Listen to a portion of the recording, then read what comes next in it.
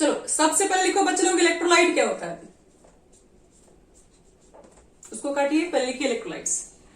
तो चैप्टर हमारा क्या है, चैप्टर हमारा है ये आयनिक इक्विलिब्रियम, और इसको हम पढ़ने जा रहे हैं आज इलेक्ट्रोलाइट्स के बारे में। तो इलेक्ट्रोलाइट्स हम लोग उसको बोलते हैं कि कोई ऐसा कोई भी सब्सटेंस जिसको हम लोग हीट करें, ठीक है, जिसके हम लोग हीट करें या इसके अंदर अगर हम लोग इलेक्ट्रिसिटी पास करें तो वो ब्रेक हो जाए, वो टूट जाए अपने आयन्स के अंदर, तो उसको बोलते हैं इलेक्ट्रोलाइट्स। यानी क्या बोल सकते हो, द कंपाउंड या दोज कंपाउंड, जो भी बोलिए,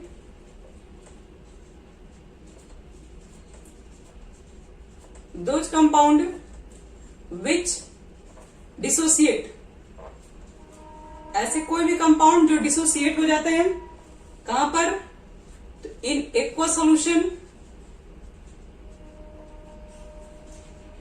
और इन मोल्टेन स्टेट भी कह सकते हो, और इन मोल्टेन स्टेट।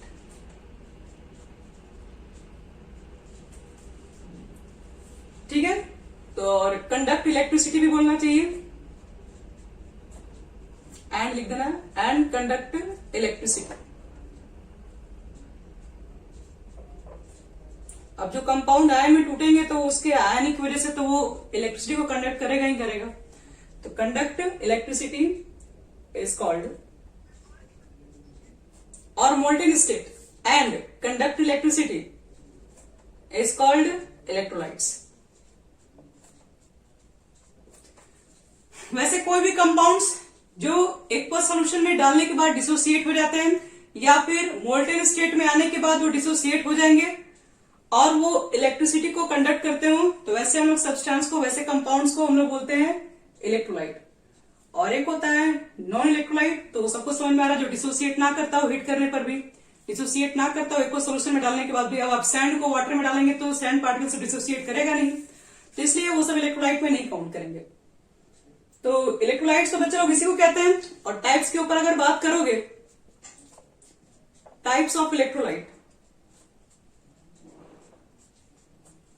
तो इलेक्ट्रोलाइट आपके पास दो तरीके के होते हैं। कौन कौन, सबसे फर्स्ट स्ट्रॉन्ग इलेक्ट्रोलाइट, एक होता है आपके पास स्ट्रॉन्ग इलेक्ट्रोलाइट, और दूसरा होता है कमजोर वाला यानी वीक इलेक्ट्रोलाइट। या तो स्ट्रॉन्ग होगा या तो वीक होगा। अब रही बात स्ट्रॉन्ग इलेक्ट्रोलाइट किसे कहेंगे, तो इसके बारे में भी बहुत ज्यादा बताने की हमको जरूरत नहीं है, ये तो हर बच्चा जान गया है 10th क्लास से ही। बताओ तो किसको बोलेंगे strong electrolyte?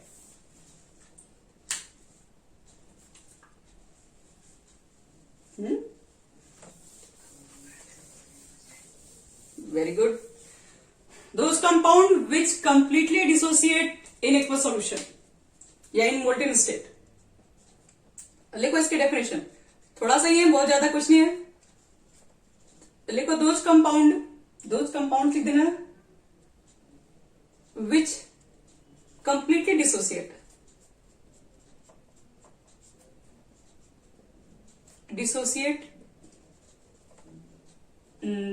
in aqueous solution।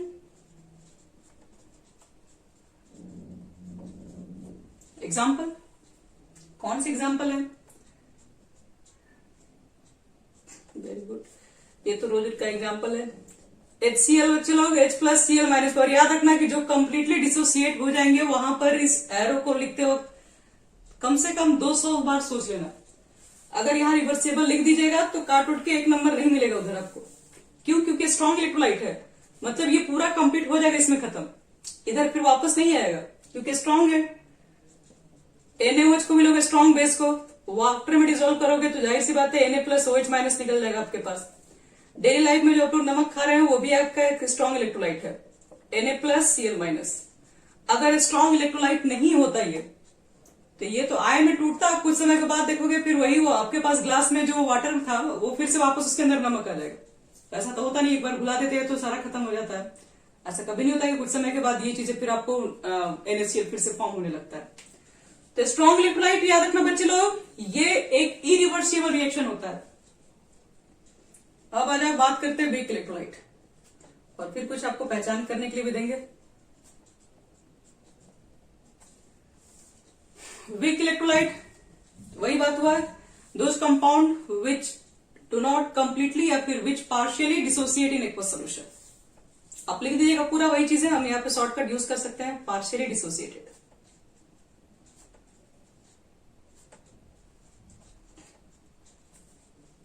In aqueous solution. Example कुछ देर पहले B2 एग्जाम्पल दिए थे, acetic acid, no doubt. Acetic acid पहले एसिडेट आयन में तो टूटता है, लेकिन कुछ समय के बाद फिर वो वापस एसिड के अंदर भी कन्वर्ट हो जाता है और इक्विलिब्रियम पे आके स्टॉप हो जाता है, एकदम अच्छे से रुक जाता है। उसके बाद अमोनियम हाइड्रोक्साइड हो गया आपके पास। तो ये सब भी क्या होता है, ये सब भी आपके पास वीक बेसिस है।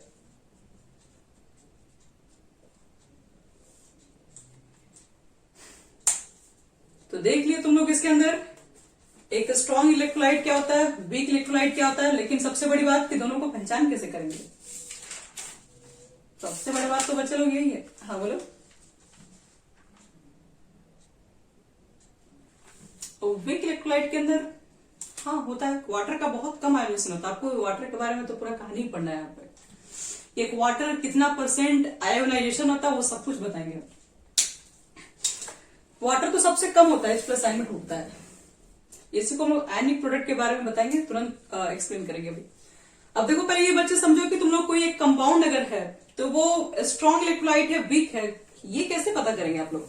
जैसे आपको हम एग्जाम्पल दे रहे हैं,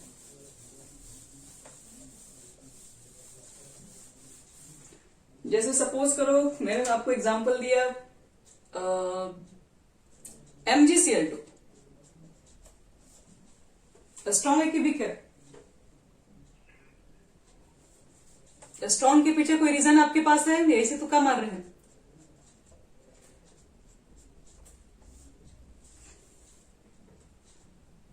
करके देखेंगे क्या।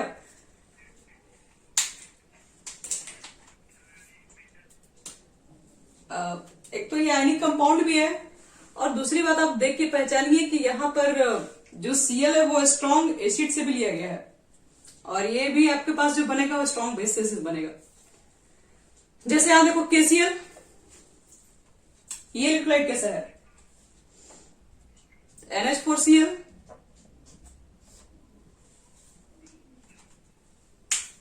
स्ट्रॉन्ग नहीं होगा। चलो हाँ, AgCl में क्या Ag+ अच्छा थोड़ी ना कैटायन माना जाता है। ये सबका रिएक्टिविटी बहुत कम है तो ये अच्छा वाला नहीं होगा। इसके अंदर ना ये कोवैलेंट नेचर ज्यादा होता है, तो ये सब बच्चे लोग वीक है। तो पहले तो आपको अच्छे से पहचान करना पड़ेगा कि कौन सा स्ट्रॉन्ग है और कौन सा वीक है, ये चीजें हमें पता होना चाहिए। अब चलो देखते हैं कि आयोनाइजेशन क्या होता है। बोलो।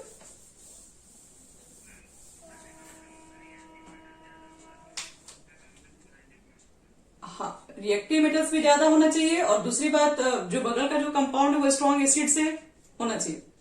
जैसे Cl HCl से निकालो, ऐसा होता नहीं है। अब लोग कोई भी सॉल्ट आप जितना बता रहे हो, इलेक्ट्रोलाइट बता रहे हो, तो सब सॉल्ट ही होता है। अगर स्ट्रॉन्ग एसिड स्ट्रॉन्ग बेस से बनेगा तो क्या बोलते हैं, स्ट्रॉन्ग सॉल्ट है। तो एक तरीके से इसको स्टेबल माना जाता है, वो ज्यादातर पानी में जाके पूरी तरीके से ब्रेक हो जाता है। तो बोल सकते हो जिसका कैटायंस याद रखना और एनायंस। कैटायंस में कौन कौन चाहिए बताइए। तो या तो वो फर्स्ट वाला ग्रुप का होगा। फर्स्ट ग्रुप में कौन कौन से मेटल्स हैं, हाइड्रोजन।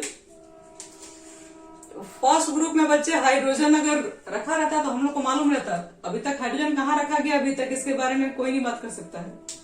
हाइड्रोजन को हटाइए, lithium, sodium, potassium, rubidium, caesium, francium, यही होता है। ये सब के जितने आपके पास मेटल्स के क्लोराइड होंगे, सल्फेट होंगे, फिर कौन कौन सा बताओ। स्ट्रॉन्ग एसिड में कौन कौन सा आता है, Cl वाला HCl, SO4 और कौन सा होता है, NaOH, नाइट्रेट। तो इसके आपको सॉल्ट मिल जाए, ध्यान रहे, और उसमें ये मेटल्स हो, इसके अलावा कोई भी मान लो कि सेकेंड ग्रुप के मेटल्स हो, तो ये दोनों ज्यादा रिएक्टिव माने जाते हैं। ये सब ज्यादा स्ट्रांग होते हैं। ये सबको पसंद है कि हम अपने ऊपर पॉजिटिव चार्ज बनाए, उसके लिए बगल वाले को डोनेट कर देते हैं अपना इलेक्ट्रॉन्स। तो फर्स्ट ग्रुप सेकंड ग्रुप का होना चाहिए मेटल्स, और आपके पास जो नॉन मेटल्स जो इसमें एडजस्ट होते हैं बगल में, वो इसमें से कोई होना चाहिए। तब जाके आप बोल सकते हैं कि हाँ ये कंपाउंड एक स्ट्रॉन्ग इलेक्ट्रोलाइट होगा।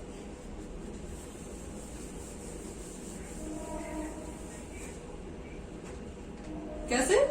NaCl फर्स्ट ग्रुप का है और Cl तो ही HCl का है, हो ही नहीं सकता है।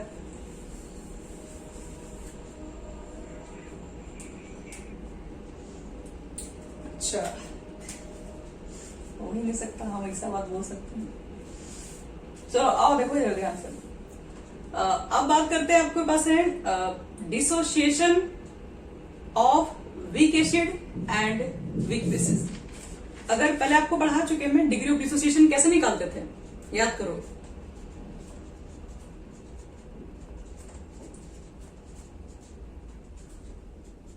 नंबर ऑफ मोल्स डिसोसिएटेड, कितना मोल बचे लोग डिसोसिएट कर गया, और कितना आप लेके चले थे, total number of moles taken, कितना लेकर चले थे और कितना डिसोसिएट हो गया, इसको बोलते हैं डिग्री ऑफ डिसोसिएशन। इस बात का जरूर ध्यान रखिएगा, और इसको अल्फा से इंडिकेट करते हैं, याद रखना। और जिस दिन अल्फा की वैल्यू 1 आ गई, इसका मतलब क्या हुआ,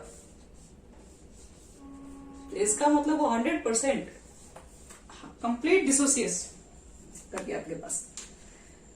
तो चलो बढ़ते हैं इसमें। हम लोग के पास आ गया, मान लो कि मेरे पास कोई एसिड्स है या कोई बेसिस है, या फिर मान लो कोई इलेक्ट्रोलाइट ही है, कोई वीक इलेक्ट्रोलाइट है।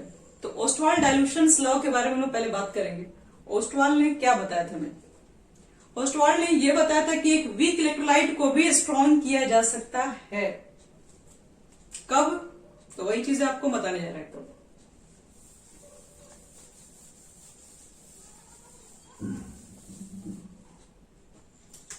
हेडिंग लिख दो, ionization of weak electrolyte. Ionization of weak electrolyte.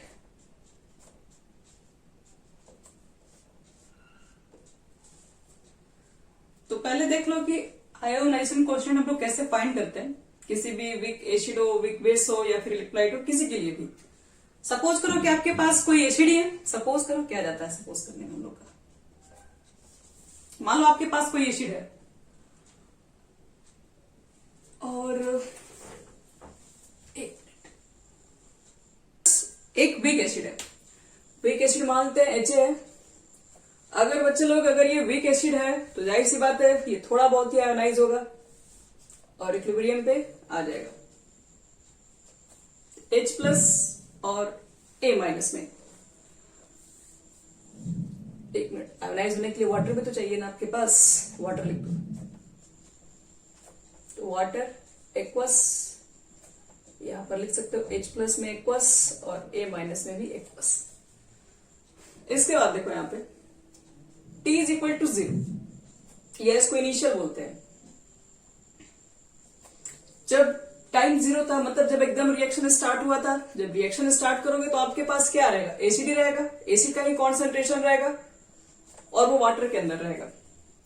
तो आप चाहेंगे तो HA को एक्वस के फॉर्म में लिख सकते हैं, और कॉन्सेंट्रेशन किसका लिख रहे हैं, तो सिर्फ एसिड का लिख रहे हैं, जो कि C है।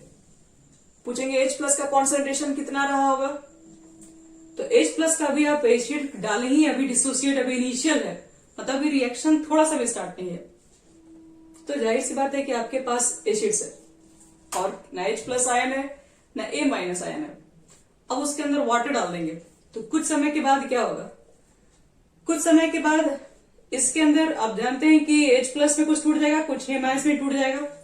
एसिड आपको क्या पानी के अंदर रखा गया, तो कुछ H+ आयन कुछ A- आयन में ब्रेक हो जाएगा। तो ब्रेक हो जाएगा तो हम मान लेते हैं कितना ब्रेक हो गया, C था इसका इनिशियल कॉन्सेंट्रेशन, और C के अंदर क्या होगा, कुछ पार्ट डिसोसिएट हो गया। तो कितना पार्ट डिसोसिएट हो गया, तो मान लेते हैं अल्फा, अल्फा पार्ट डिसोसिएट हो गया। तो कितना बचा फिर HA, तो C- निकाल देंगे। ये कितना बना होगा, तो 1 से ये 1 बन रहा है, तो C- से निकला होगा, तो वही C- यहां बना होगा। ये चीजें हम लोग पढ़ चुके हैं इक्विलिब्रियम के अंदर, सब सारी चीजें। तो इसके लिए हम लोग अगर इक्विलिब्रियम कांस्टेंट अगर फाइंड करें तो इसके लिए क्या लिख देते हैं, active mass of H+ active mass of A minus और एक्टिव मास ऑफ आप एच लिखोगे। और बहुत अगर लिखने का मन कर गया तो एक्टिव मास ऑफ H2 भी लिख दो, अभी लिख दो, सब चलेगा। और इसका मल्टीप्लाई कर दो इसमें, इसको हटा दो यहां से। क्यों हटा दे? देखो बच्चे लोग, H2O बहुत कम, बहुत ही कम आयोनाइज होता है, बहुत ही ज्यादा कम, वो भी आपको बता देंगे कितना आयोनाइज होता है। तो इसलिए लगभग आपको ऐसा लगेगा ना कि आपने एसिड के अंदर, सॉरी वाटर के अंदर एसिड तो लिया है और वाटर का अमाउंट आपको लगेगा ही नहीं कि थोड़ा सा भी कुछ कम बेसी हुआ, लगेगा कि वाटर का अमाउंट एक करके कांस्टेंट ही चल रहा है। जैसे मान लो कि आप वाटर के अंदर क्या करते हैं, NaCl को घोलते हैं, तो क्या लगता है वाटर कुछ में कन्वर्ट थोड़ी ना होता है, वाटर तो जितना लगता है उतना ही अभी भी है। तो वाटर क्या होता है, कांस्टेंट रहता है। तो यहाँ पर हम लोग वाटर लिए हैं और ये वाटर यहाँ पर क्या है, ऑलरेडी यहाँ पर कांस्टेंट कहीं है, वैल्यू चेंज हो नहीं रहा पर रिएक्शन के अंदर, इसलिए क्या किया, पहले से कांस्टेंट लिखे और इधर भेज दे रहे हैं, दोनों कांस्टेंट को एक जगह नया मल्टीप्लाई कर लेंगे। और H प्लस का कॉन्सेंट्रेशन C अल्फा है, A माइनस का C अल्फा है और नीचे है C माइनस अल्फा। अब दो कांस्टेंट मिलके क्या करेंगे, दो कांस्टेंट मिलके एक नया कांस्टेंट बनाएंगे जिसको हम लोग K से रिप्रेजेंट कर रहे हैं। K लिख दो, A लिख रहे हैं, ध्यान रखना A क्यों लिख रहे हैं, क्योंकि हम एसिड के बारे में बात कर रहे हैं इसलिए हम K लिख रहे हैं। तो ये क्या हो गया, C square alpha square, C common ले लो तो 1 माइनस अल्फा। तो फाइनली एक C यहां से भी कैंसिल कर सकते हैं, तो K इज इक्वल टू क्या होगा, C अल्फा स्क्वायर बटे में 1 माइनस अल्फा। तो देख लीजिए अच्छे से, ये आपके पास क्या है, इसको हम लोग बोलते हैं कोई भी डिसोसिएशन कांस्टेंट के लिए कोई जरूरी नहीं कि आप कोई फॉर्मूला हर केसेस में याद करना, चेंज भी हो सकता है, रिएक्शन के ऊपर डिपेंड करता है आपका रिएक्शन कैसा है, लेकिन रूल आपको जो बताया इसी तरीके से निकाला जाता है। डिसोसिएशन कांस्टेंट अगर फाइंड करना है किसी वीक एसिड के लिए तो हमको क्या करना पड़ेगा, हमको वहां पर C कॉन्सेंट्रेशन कितना है, अल्फा मतलब कितना वो डिसोसिएट कर रहा है उसको रख लो और नीचे हो गया 1 माइनस अल्फा। लेकिन अगर मान लीजिए अगर आपके पास डाइल्यूशन के ऊपर हम बात करें, इन case of very dilute solution, in case of very dilute solution या फिर अब एक मिनट डाइल्यूट सॉल्यूशन को भी रोकिए, in case of weak electrolyte,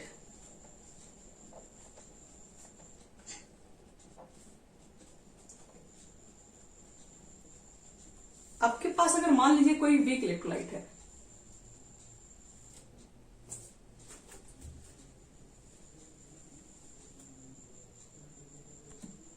पर क्या वैल्यू होना चाहिए, ऐसे समझो अगर तुम्हारे पास एक वीक इलेक्ट्रोलाइट है तो पहली बात कि वो डिसोसिएट बहुत कम होगा। डिसोसिएट जब बहुत कम होगा तो अगर पूरा डिसोसिएट होगा तो उसका वैल्यू 1 आता है। अगर बहुत कम डिसोसिएट है इसका मतलब 0.00 कुछ है। अगर बहुत कम डिसोसिएट है तो उसमें से उतना वैल्यू अगर निकाल भी दोगे तो क्या फर्क पड़ेगा 1 को। 1 तो क्या है कि अभी हम तुम्हारे नहीं भी जाने से हमें कोई फर्क नहीं पड़ता, अभी भी इसको 1 ही मान के चलने वाले हम लोग।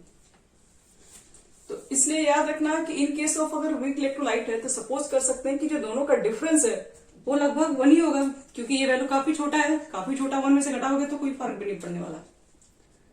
तो K इज इक्वल टू हो जाएगा C अल्फा स्क्वायर। और हम यहां से अगर अल्फा की वैल्यू निकाल दें तो क्या लिख सकते हो, K बटे में आ जाएगा C, क्योंकि बटे में C करोगे तो अल्फा स्क्वायर होगा और स्क्वायर निकालोगे तो रूट आ जाएगा, मतलब K अपॉन C हो जाएगा आपके पास। यानी कि हम लोग इसको देख के क्या बोल सकते हैं, अगर आपके पास कोई भी वीक इलेक्ट्रोलाइट है, ठीक है, यानी कि हम लोग एच को मानते हैं जो वीक इलेक्ट्रोलाइट हमारे पास है, वो किसके ऊपर डिपेंड करता है, वो डिपेंड करता है आपके पास कॉन्सेंट्रेशन। जितना ज्यादा आपके पास, याद रखना, कॉन्सेंट्रेशन के नंबर कम करोगे उतना ही ज्यादा क्या होगा, उतना ही ज्यादा आपके पास डिग्री ऑफ डिसोसिएशन इंक्रीज होता है। ध्यान रखिएगा इस बात का। तो ये कैसे पॉसिबल है, इसको हम पढ़ते हैं 12th क्लास में। आप लोग 12th क्लास में जाओगे तो इस बारे में पढ़ोगे भी। जैसे मान लो, सपोज करो कि तुम्हारे पास एक सॉल्यूशन के अंदर मान लो कुछ एसिटिक एसिड डाले हो, मान लो 30% से डिसोसिएट किया है, अब नहीं किया, आपने क्या कर दिया, इसके अंदर वाटर मिला दिया, मान लो कि 10 ml वाटर और ऐड कर दिए। तो वाटर ऐड करने से बच्चे लोग क्या होगा, तो वाटर ऐड करने से जो आपके पास H प्लस और जो एसिटेट आयन की जो कॉन्सेंट्रेशन है वो पर यूनिट वॉल्यूम कम हो जाएंगे। मतलब जैसे कि मान लो कि इतने अमाउंट जब वाटर का था, तो इसमें अगर हम 1 यूनिट वॉल्यूम निकालें, मतलब इतने से स्पेस में देखें, तो देख रहे थे मान लो 2H+ आयन है। अगर वाटर में इसके जस्ट डबल कर दें, तब उतने ही वॉल्यूम में क्या होंगे, सिर्फ 1+H+ आयन मिलेंगे। मतलब पर यूनिट वॉल्यूम आपका H+ कम हो गया। और भी अगर बहुत ज्यादा अमाउंट ऑफ वाटर को अगर हम ऐड कर दें, तो क्या नहीं लगता कि आपको H+ आयन का जो नंबर है, जो कॉन्सेंट्रेशन है, वो पर यूनिट वॉल्यूम कम होते चला जाएगा। तो जितना कॉन्सेंट्रेशन आपके पास कम होगा, तो उसका मतलब है उतना ही ज्यादा डिग्री ऑफ डिसोसिएशन इंक्रीज करेगा। तो याद रखना कि जो ओस्टवाल्ड आपके पास थे, एक साइंटिस्ट है, उन्होंने बताया था कि एक वीक इलेक्ट्रोलाइट को भी स्ट्रॉन्ग बनाया जा सकता है। तो एक वीक इलेक्ट्रोलाइट को स्ट्रॉन्ग बनाने के पीछे रीजन क्या होता है, वो आप क्या करें, उसको डाइल्यूट कर दो। डाइल्यूशन करने की वजह से एक वीक इलेक्ट्रोलाइट स्ट्रॉन्ग इलेक्ट्रोलाइट की तरह बिहेव कर सकता है। बट इसके बारे में हमें भी कुछ जानकारी नहीं लेना है, आपको बस इतना याद रखना है दोनों में रिलेशन क्या आपके पास है। रिलेशन क्या होता है, तो एक वीक इलेक्ट्रोलाइट का जो डिग्री ऑफ जो आयोनाइजेशन होता है, वो इनवर्सली प्रोपोर्शनल होता है। किसके इनवर्सली प्रोपोर्शनल, क्योंकि तो कांस्टेंट है, तो कांस्टेंट है तो बोल सकते हैं डायरेक्ट, इतना भी बोल सकते हैं कि अल्फा जो आपके पास होगा इनवर्सली प्रोपोर्शनल किसके होगा, स्क्वायर रूट कॉन्सेंट्रेशन के। तो फॉर ए वीक इलेक्ट्रोलाइट क्या हो सकता है, जो डिग्री ऑफ जो आयोनाइजेशन होता है वो इनवर्सली प्रोपोर्शनल होता है the square root of the molar concentration, या उसको डायरेक्टली कॉन्सेंट्रेशन भी कह सकते हो। तो यही आपके पास ओस्टवाल्ड डाइल्यूशन छोड़िए, ओस्टवाल्ड डाइल्यूशन लॉ तो लिखा है, लेकिन डाइल्यूशन के बारे में बात नहीं किया है। डाइल्यूशन कैसे इंपॉर्टेंट है वो आपको बता दिए, क्योंकि डाइल्यूशन बढ़ाने से आपके पास क्या होंगे, कॉन्सेंट्रेशन कम होंगे, और कॉन्सेंट्रेशन की वैल्यू जब कम होगी तो वहां पर डिग्री ऑफ डिसोसिएशन इंक्रीज कर जाता है। तो एक वीक इलेक्ट्रोलाइट को स्ट्रॉन्ग बनाने के पीछे मेन पर्पस क्या है, डाइल्यूशन कर दीजिए, वो अपने आप हो जाएगा, अल्फा की वैल्यू बढ़ जाएगा, क्योंकि सी की वैल्यू कम हो जाएगा। देखो बच्चों, एक टर्म हम जो बार बार यूज कर रहे हैं, अब चाहेंगे तो उसको लिख सकते हैं। मान लो आपके पास ओस्टवाल्ड डाइल्यूशन लॉ, अगर आपसे कोई पूछ दिया कि होता क्या है, उसका हम स्टेटमेंट में लिखवा सकते हैं, ओस्टवाल्ड डाइल्यूशन लॉ लिख लो, थोड़ा बहुत लिखो। फॉर ए वीक इलेक्ट्रोलाइट, ये बात किए थे वीक इलेक्ट्रोलाइट के ऊपर, for a weak electrolyte comma the degree of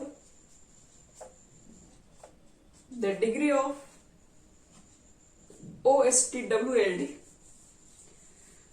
for a weak electrolyte the degree of ionization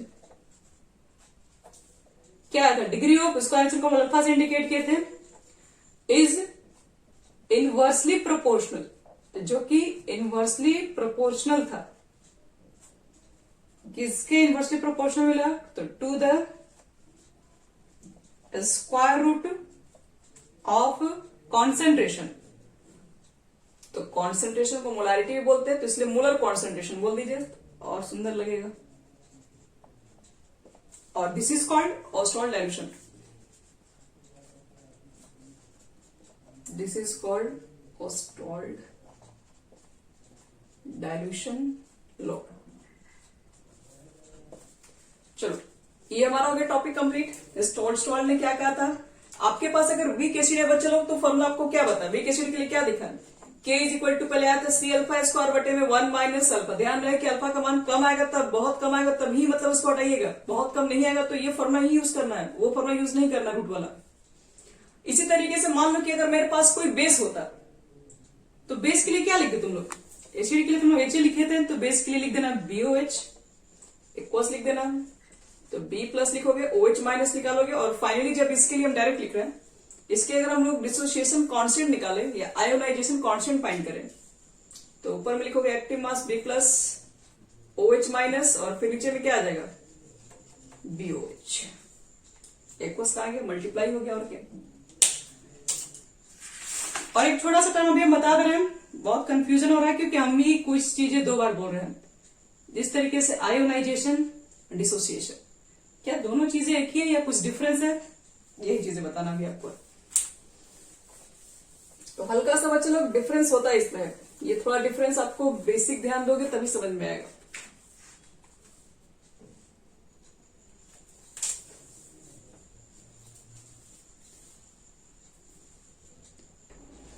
अच्छा ठीक है, 15 मिनट पहले छोड़ देंगे, डोंट वरी, सब खाली दोनों का बहाना है बहुत।